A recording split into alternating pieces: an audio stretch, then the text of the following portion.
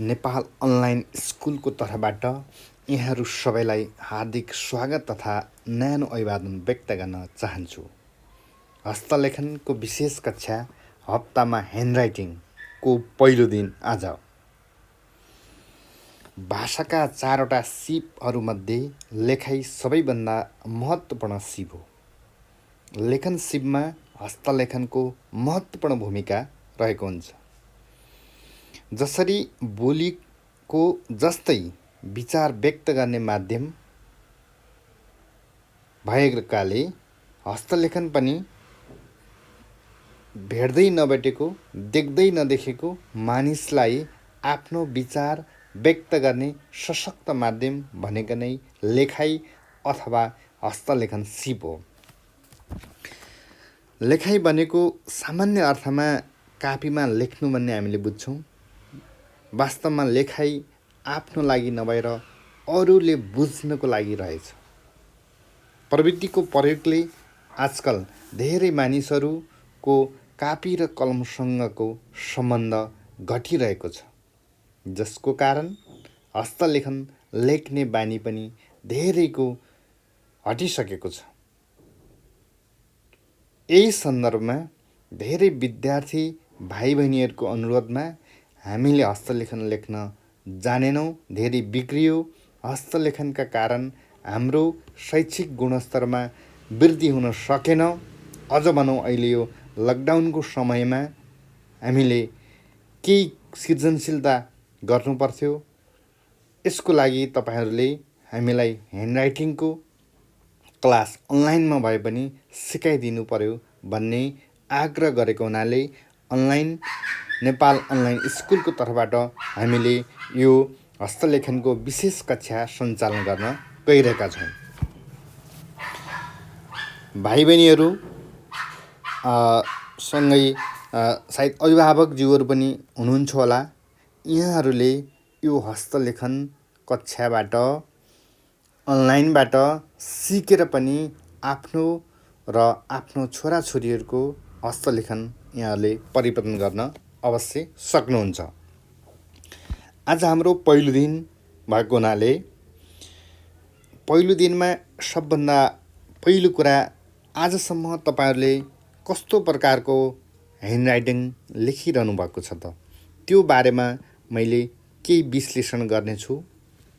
त्यो सँगसँगै अनि ह्यान्डराइटिङ कसरी लेख्ने, कस्तो लेख्दा राम्रो हुन्छ भन्ने कुरा पनि यहाँलाई आज जानकारी गर्नेछु।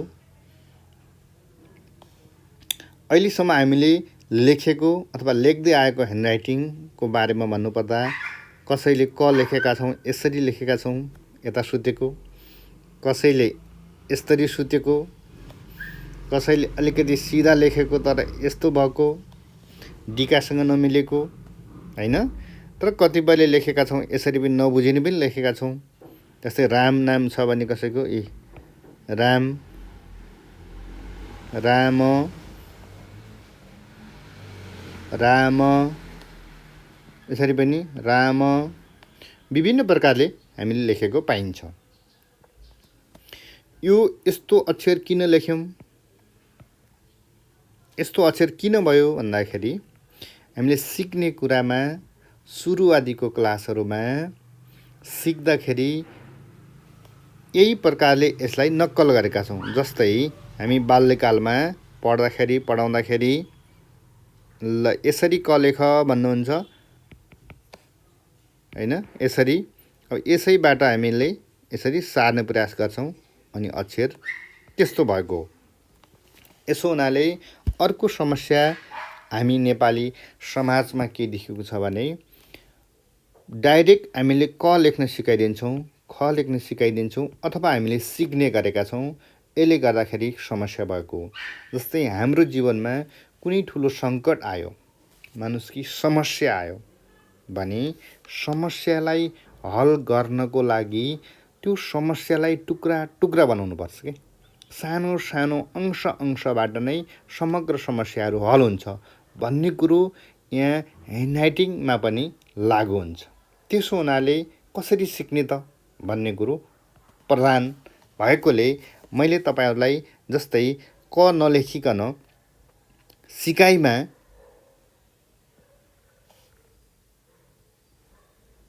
पहिलो रेखा तान्नेमा प्रयास गर्छु। यदि तपाईहरू सानो भाइ बहिनीहरू हुनुहुन्छ, तपाईँ सानो क्लासका हुनुहुन्छ भने जसलाई पेन समान्नै एकदम गाह्रो छ भने तपाईँहरूले जसरी रेखा ताने पनि हुन्छ, ल यसरी ताने पनि हुन्छ। त्यसपछि बिस्तारै बिस्तारै तान्न सिक्नुभयो भने यसरी बनाउनुहोस्, यसरी बनाउनुहोस्, यसरी बनाउनुहोस्, अनि यसरी लेख्नुहोस्। त्यसपछि अलि सिधा हुँदै हुँदै हुँदै आउँछ, अलि सिधा हुन सक्ला। यदि तपाईँहरू ठुलो क्लासको भाइ बहिनीहरू हुनुहुन्छ अथवा शिक्षक शिक्षिका मित्रहरू हुनुहुन्छ वा अभिभावकज्यूहरू हुनुहुन्छ भने तपाईँहरूले यो सामान्यभन्दा पनि सकेसम्म यसलाई सिधा यसरी यसरी सिधा बनाउने प्रयास गर्नुहोला। सिधा रेखा तान्ने प्रयास गर्नुहोला। यो सिधा पनि गाह्रो भयो भने अझै तपाईँहरूले अझै योभन्दा अघिल्लो स्टेप यसरी तेर्सो तान्नुहोला। यो भनेको देब्रेबाट दाहिनेतिर लाने, देब्रे हात भयो, देब्रे हातबाट दाहिने हाततिर लिने गरी यसरी रेखा तान्नुपर्छ। त्यसपछि ठाडो तान्नुहोला, हैन। अब हामीले अहिलेसम्म सिक्दै आएको के हो भने जबसम्म यो सिधा रेखा, हेर्नुहोस् त, यो बाङ्गो रेखा यो जान्दै जानेका छैनौँ। हामी डाइरेक्ट के लेख्नुपर्छ त, यसरी क लेख्नुपर्छ, यसरी ख लेख्नुपर्छ र यसरी सिकाइएको छ, हैन। यसले गर्दा हामीलाई गाह्रो भएको, त्यही कपी त्यही नक्कल गर्दाखेरि हामीलाई समस्या भएको। यसकारण हामीले कसरी लेख्न सकिन्छ त भन्दा मैले यो क्लासमा क लेख्न सिकाउँदिनँ, ख लेख्न सिकाउँदिनँ। अघि नै मैले भने समस्यालाई हल गर्नको लागि टुक्रा टुक्रामा बाँड्नुपर्छ भने जस्तै अब स्टेप 1, स्टेप 2, हेर्नुहोस् है, स्टेप 3, स्टेप 3, अब यसैलाई अलि माथि लिन सकियो। अब स्टेप 4, जति सकिन्छ तपाईँले टुक्रामा बाँध्नुहोस्। टुक्रा टुक्रा यसरी बल्ल के भयो, ग भयो। हेर्नुहोस् त, हामीले अहिलेसम्म सिक्दै आएको ग त यस्तै हो नि, यसरी सिटो लेख्छौँ। अनि यो सादा गाह्रो भयो। त्यसकारण अब के गरियो त, स्टेप 1, स्टेप 2, स्टेप 3, स्टेप 4 बल्ल ग लेखियो। अब तपाईँहरूले यो अभ्यासलाई फेरि पनि गर्न सक्नुहुन्छ। हेर्नुहोस् त, फेरि स्टेप 1, अब छिटो भयो स्टेप 2, स्टेप 3, स्टेप 4 मा ग तयार भयो। अब ग लेख्न जान्नुभयो भने अब सजिलै तपाईँहरूले के लेख्न सक्नुहुन्छ त,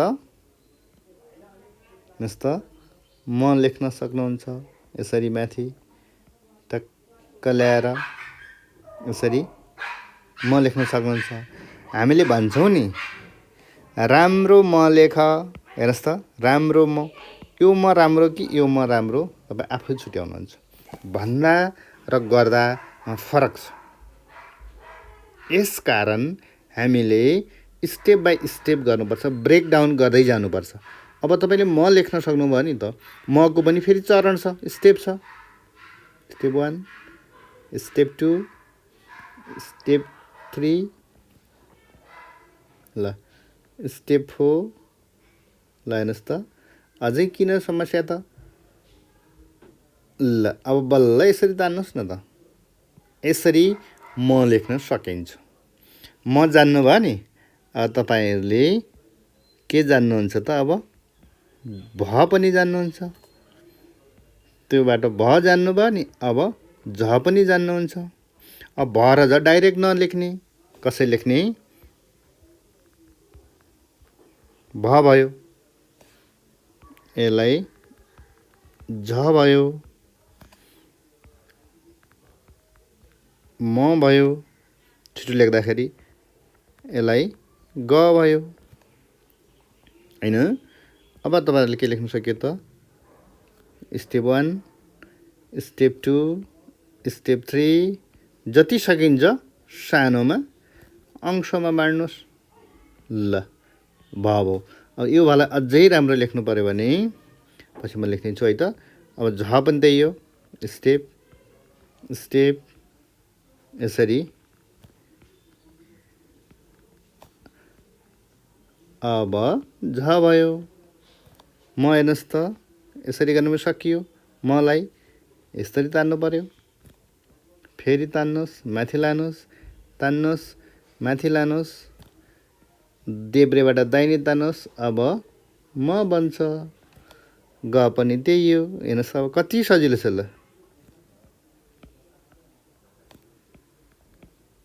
ल अब तपाईँको ग पनि भयो। अझ योभन्दा राम्रो लेख्नको लागि के गर्न सकियो त? ध्यान सुन्नु होला है विद्यार्थी भाइ बहिनीहरू, अभिभावकज्यूहरू र शिक्षक शिक्षिका मित्रहरू। यो लेखाइ पनि एक प्रकारको ध्यान हो। यदि यही अक्षर एकाग्र भएर लेख्नुभयो भने तपाईँहरूले हेर्नुहोस् है त, यो एकाग्र भएर लेख्दाखेरि कति राम्रो हुन्छ। एकाग्र भएर लेख्ने, नातिकन लेख्ने, अक्षर हाँसेको कल्पना गर्ने। ल हेर्नुहोस् त, यो म अक्षर हाँसेको कल्पना गर्नुहोस्, अक्षर हाँसेको कल्पना गर्नुहोस्, कति राम्रो बन्छ। हेर्नुहोस् त, अक्षर हाँसेको कल्पना गर्नुहोस्।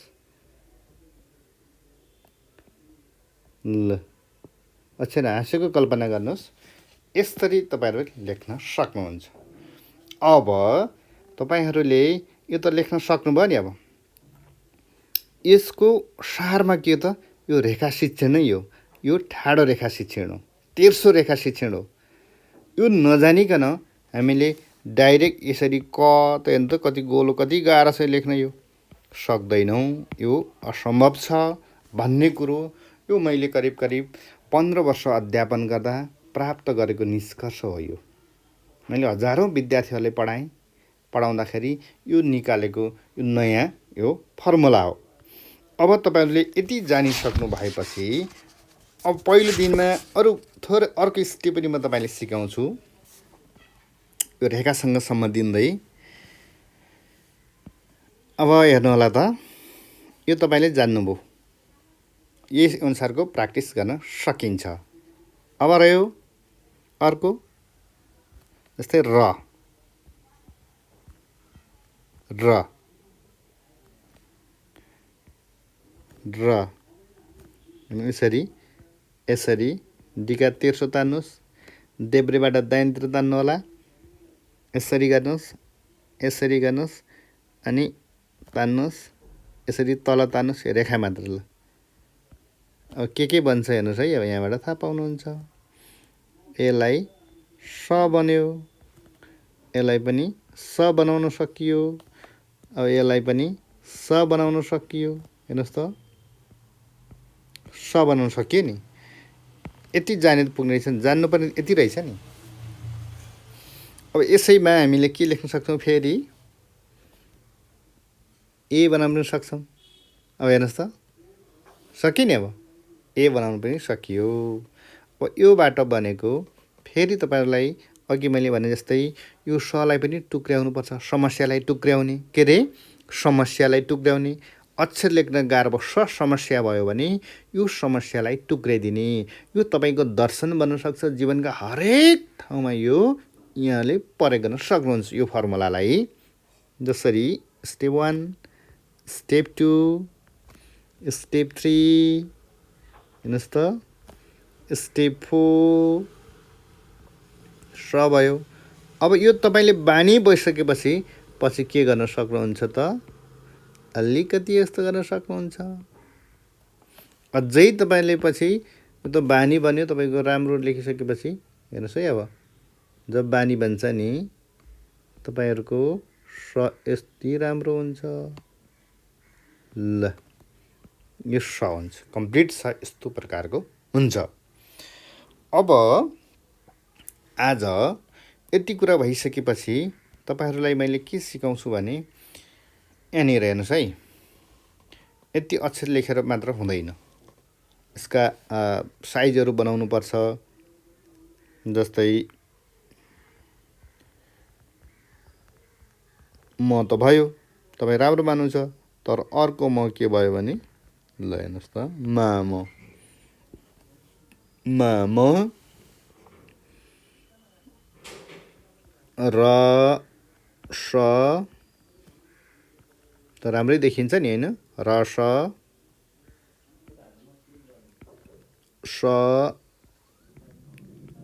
र अर्को हामीले माथि सिकेको के हो, भ झ भज। अब तपाईँहरूले यहाँ के ख्याल गर्नुपर्छ भने अक्षर राम्रो भएर भएन। यसको हेर्नुहोस् त, यहाँनिर यो म र म यो सिधा हुनु पर्थ्यो, यहाँ तल यो चाहिँ मिस्टेक भयो, यो सको यो सिधा हुनुपर्छ, र यहाँनिर कस्तो भयो त, यो मिल्न सकेन, यो पनि मिस्टेक भयो। यो स र यो यसरी हुनुपर्छ, यो रको तल आयो, यो पनि मिस्टेक भयो। झ र यसको बराबरी हुनुपर्छ, यो मिस्टेक भयो। अक्षर प्याटर्नमा लेखेर मात्र हुँदैन, अक्षर सँगसँगै यसको साइज, यसको ग्यापिङ पनि महत्त्वपूर्ण हुन्छ। ग्यापिङ र साइजलाई ख्याल गरिएपछि मात्र अक्षर राम्रो हुन्छ। भाइ बहिनीहरू, तपाईँहरूलाई आज अब होमवर्क म दिन गइरहेको छु। भोलिको लागि तपाईँहरूले लेख्ने होमवर्क के सिक्यौँ त, फेरि जाउँ सजिलै माथिबाटै जाउँ। अब भोलिको लागि तपाईँहरूलाई होमवर्क, पहिला के लेख्ने, ग है, ग, त्यसपछि ग पछि के हुन्छ, म,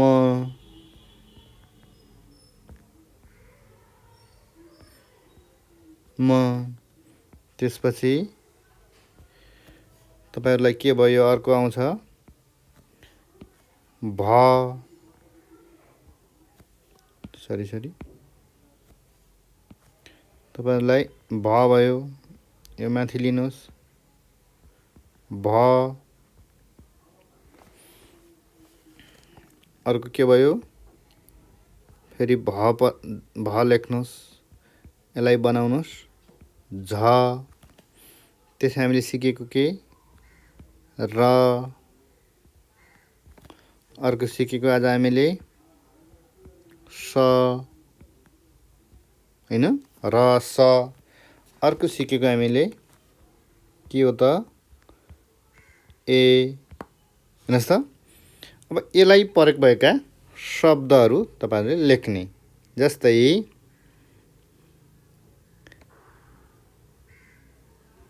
ग, म, गम, मा,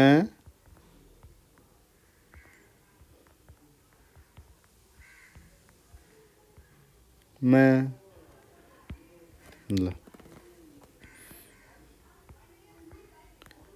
भा, र, एकछिन, भार। अब के भयो, झा, झार। अब अर्को शब्द के हुन सक्छ, र स। हेर्नुहोस् त, रस। अर्को के भयो, स, र। अब यो लेख्दै जाँदाखेरि फेरि यहाँनिर त मिस्टेक भयो नि, हेर्नुहोस् है तपाईँहरूले, हो यसरी र स, यो र यो सको एकनास हुन सकेन, हेर्नुहोस् त, यो मिस्टेक भयो नि। अब हो त्यसो हुँदाखेरि के लेख्नु पऱ्यो त, नातिकन। छिटो लेख्नु खोज्दाखेरि के हुँदो रहेछ, जस्तै मैले छिटो लेखेँ नि, तपाईँले देखाउन छिटो लेखेको, छिटो लेख्दाखेरि यसरी मिस्टेक हुन्छ। यो पहिला प्याटर्न नजानिकन छिटो लेख्ने प्रयास नगर्नु होला है। जस्तै एको अहिले बनेको छैन, अरू मात्रा सिकाएको छैन, त्यस कारण यो नलेखेको। ल भाइ बहिनीहरू, आजको हाम्रो पहिलो क्लास यहाँहरूलाई कस्तो लाग्यो? मैले यहाँलाई अन्तमा के भन्न चाहन्छु भने, असम्भव भन्ने कुरा संसारमा केही पनि छैन। तपाईँहरूको जन्म हार्नको लागि पनि भएको होइन, संसारमा धेरै कामहरू सफल भएका छन्, सम्भव भएका छन् र के कारणले त एउटै कुरा इच्छा शक्तिले, आत्मविश्वासले। म तपाईँलाई पूर्ण रूपमा विश्वास दिलाउन चाहन्छु, यदि यो प्याटर्न अनुसार तपाईँहरूले साँच्चै लेख्नुभयो र दिनमा 2 घन्टाको दरले समय दिनुभयो भने 100% 1 हप्तापछि यहाँहरूले सोचेको भन्दा पनि राम्रो अक्षर लेख्नुहुनेछ। सोचेको भन्दा पनि राम्रो अक्षर लेख्नुहुन्छ। भाइ बहिनीहरूले हेर्दै हुनुहुन्छ भने तपाईँहरूले पहिला के गर्नुहोस् भने आज तपाईँले आफ्नो अक्षर लेख्नुहोस्। जो पहिला तपाईँले लेख्नु भएको छ नि, हप्ताको पहिलो दिन आज तपाईँ सिक्दै हुनुहुन्छ नि, आफ्नो अक्षर कस्तो छ, जस्तै कलम, खरायो, गमला जस्तो छ तपाईँ त्यो लेख्नुहोस्। आफैले नढाँटेर आफ्नो अक्षर एक पानामा लेख्नुहोस्। त्यहाँ तपाईँको नाम पनि लेख्नुहोस्, कक्षा पनि लेख्नुहोस्। यो तपाईँहरूको आफ्नो लेखाइ जस्तो तपाईँ आउँछ यसलाई नराम्रो नमानिकन लेख्नुहोस्। 1 हप्तापछि यही कुरा तपाईँले मैले होमवर्क दिन्छु, तुलना गर्नुभयो भने अवश्य तपाईँले चेन्ज भएको पाउनुहुनेछ। यदि अहिले तपाईँहरू बिहानको समयमा यो हेर्दै हुनुहुन्छ भने यहाँलाई शुभ प्रभात भन्न चाहन्छु। यदि दिउँसोको समयमा यहाँहरू हेर्दै हुनुहुन्छ भने यहाँको शुभ दिन, र बेलुकाको समयमा हुनुहुन्छ भने यहाँलाई शुभ रात र आजको दिन, बिहान अथवा यहाँको रात शुभसँग बितोस् र सृजनशील हिसाबले बितोस् र यो राष्ट्रको लागि, यो देशको लागि यहाँको यो सिकाइ, यो ज्ञान प्रयोग होस् भन्ने अपेक्षासहित आजको यो पहिलो दिनको पहिलो क्लास सकिएको जानकारी गराउन चाहन्छु। यहाँहरूले ध्यान दिएर सुनिदिनु भएकोमा सबैलाई हार्दिक धन्यवाद।